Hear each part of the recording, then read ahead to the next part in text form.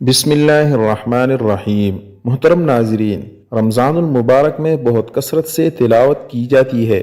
بعض لوگ یہ سمجھتے ہیں کہ تلاوت ترجمے کے ساتھ کی جائے تو پھر اجر ملتا ہے، الفاظ پڑھنے سے کچھ نہیں ملتا۔ یہ غلط ہے۔ قرآن کریم ترجمے کے ساتھ پڑھا جائے یا بغیر ترجمہ کے، دونوں صورتوں میں بڑا ثواب ہے۔ اگر کسی شخص کو ترجمہ نہیں آتا یا ترجمہ آتا ہے لیکن وہ معنی پر غور کیے بغیر صرف قرآن کریم کی تلاوت کرتا ہے تو یہ بھی بڑا اجر و ثواب رکھتا ہے۔ ترجمہ کے ساتھ ہی قرآن کریم کا پڑھنا لازم نہیں ہے۔ قرآن مجید عربی میں نازل ہوا ہے اور اس کے ہر لفظ کی تلاوت پر احادیث میں 10 نیکیوں کا وعدہ کیا گیا ہے۔ اگر کوئی شخص قرآن کریم کے عربی الفاظ پڑھے بغیر صرف ترجمہ پڑھے یا اس کے معنی میں غور کرے تو اسے بے شک قرآن کریم کا مفہوم سمجھنے کا ثواب تو ملے گا، لیکن قرآن کریم کی تلاوت پر جو ثواب احادیث مبارکہ میں وارد ہے وہ نہیں ملے گا، جبکہ بغیر ترجمہ کے قرآن کریم کی تلاوت کرنے والا ہر حرف پر 10 نیکیوں کا مستحق بنتا ہے، جیسا کہ حدیث مبارک میں ایک حرف پڑھنے پر 10 نیکیوں کی فضیلت بتائی گئی ہے، اور اس کی مثال سمجھاتے ہوئے فرمایا گیا ہے کہ الف لام میم ایک حرف نہیں بلکہ الف الگ حرف ہے اور لام الگ حرف اور میم الگ حرف ہے۔ نکتہ اس میں یہ ہے کہ الف لام میم حروف مقطعات میں سے ہے، اور حروف مقطعات کا معنی و مفہوم جمہور اہل علم کے نزدیک اللہ تعالیٰ کے علاوہ کسی کو یقینی طور پر معلوم نہیں ہے۔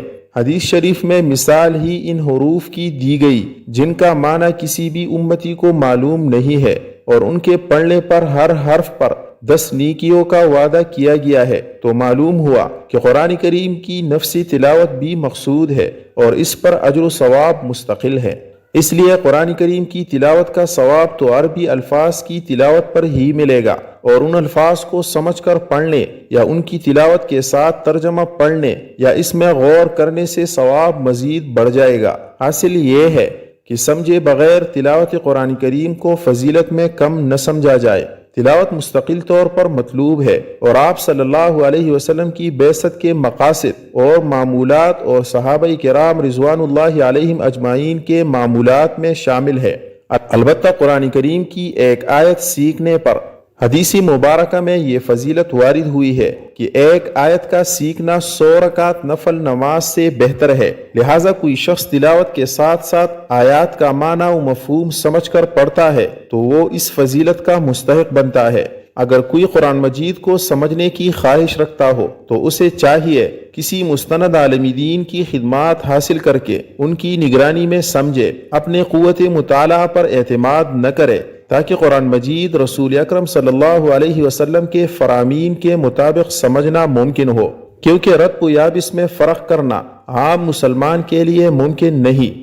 سنن ترمذی میں ہے، حضرت عبداللہ بن مسعود رضی اللہ عنہ راوی ہیں کہ رسول کریم صلی اللہ علیہ وسلم نے فرمایا، جو شخص قرآن کا ایک حرف پڑھے گا تو اس کے لیے ہر حرف کے عوض ایک نیکی ہے جو 10 نیکیوں کے برابر ہے، یعنی قرآن کے ہر حرف کے عوض 10 نیکیاں ملتی ہیں۔